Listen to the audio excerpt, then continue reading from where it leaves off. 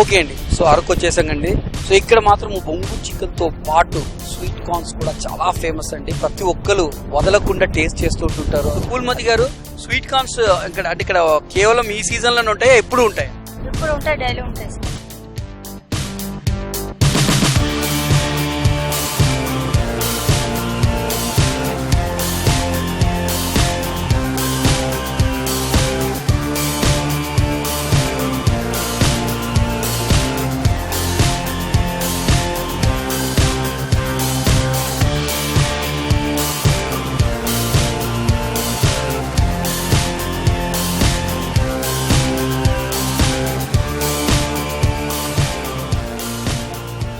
So చూస్తున్నారు కదండి, sweet corn అనమాట. వేడివేడిగా మన ముందే రెడీ చేస్తారు.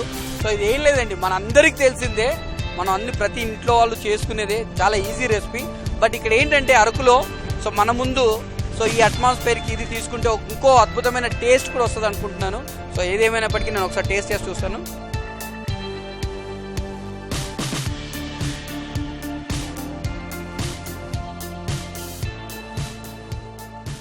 ఆసమ్ అండి.